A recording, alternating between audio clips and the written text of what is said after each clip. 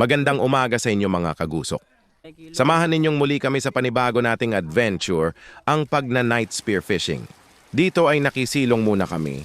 Bigla kasing umulan ng malakas. Akala din namin ay hindi na yan titigil. Mabuti na lang talaga at saglit lang din ang ulan. Pagdating naman namin dito sa tabing dagat, ay agad na naming kinarga ang mga dala naming cooler, spear gun mga bag, at yung nilalagyan namin ng mga nahuli. Pagbiyahe namin ay medyo makulimlim ang kalangitan, ang dagat naman ay kalmado, at ang spot pala na aming pagpapanaan ay sa Kalabutig, kung saan muntikan na akong maging kwento.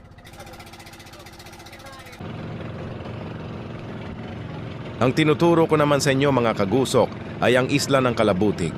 Yan yung purong bato lang na nakatayo sa gitna ng dagat. Tapos dito naman sa bandang kanan ang isla ng Palumbanes. Katabi ng islang yan ang Calabagyo, kung saan kami minsan namamana ng isda.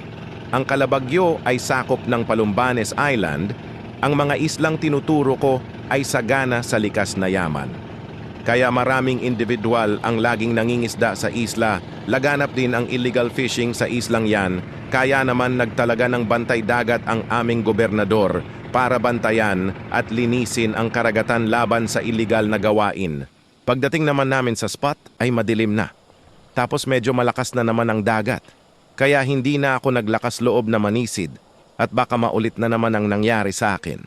Nagkanya-kanya namang prepare ang aking mga kasama. Ako kasi ay takot na. Ayaw ko kasing iwanan ang maganda kong asawa sa akin lang kasi siya bagay, kumbaga compatible kami. Nahuli namang sumisid ang tropa nating si Vladimir. At dahil hindi naman ako nanisid ay kumain na lang ako ng hapunan. Inulam ko nga pala ang nahuli ko nung last naming dive. Kamilo naman ang tawag namin diyan. Sa inyo mga kagusok anong tawag nyo diyan? At dahil hindi naman ako nanisid, ay mag-shoutout muna tayo. Shoutout sa followers nating sina Reniel Caro, ng La Union, Elvis Petaliano Sr., ng Barangay Supang, Caramoran, Mark Ibarra Cabajes, ng Magsaysay, Misamis Oriental, at kay Ace Mark de Chavez Quitoy. Na taga Sorsogon Prieto Diaz na nakatira sa Barangay Quidolog, shoutout sa inyo mga idol. Pagdating naman namin sa pangalawang spot, ay kumain na muna ang dalawa nating tropa. Tapos ako naman ay nag-dive na. Butete naman ang agad kong nakita mga kagusok. Kung nakakain lang sana yan, naku, jackpot na sana.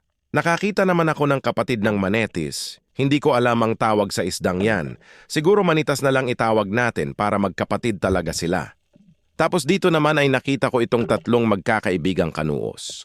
Pinili ko naman ang pinakamabait sa kanila, mabuti na lang at hindi naman kumaripas ang isa pa niyang kasama, kaya hinabol ko at binigwasan. Nakakita naman ako ng isdang nakadikit sa bato. Nagtaka naman ako nang hindi bumigwas ang aking spear gun, yun pala hindi nakareload ang rubber. Nakaranas na rin ba kayo ng ganto? Tapos dito naman ay may mga nakatambay na isdang manetis. Kaya naman ginapang ko para sure na tatamaan. Pag sa taas ko kasi yan inasinta, ay 50-50 yan kung tatama. Dito naman sa mababaw ay nanguha ako ng mga shell. Masarap kasi yan, ang tawag naman sa shell na yan dito sa amin ay sahang. Sa inyo naman mga kagusok, anong tawag nyo dyan? Nakakita naman ako ng maliit na tibugok. Tapos hindi ko naman yan kinuha. Wala lang, pinaglaruan ko lang yan. At dito na rin pala magtatapos ang ating video mga kagusok. Kaya naman kung nagustuhan mo ang videong ito, ay huwag kalimutang mag-follow, like, and share. Yun lamang po. Maraming salamat. God bless.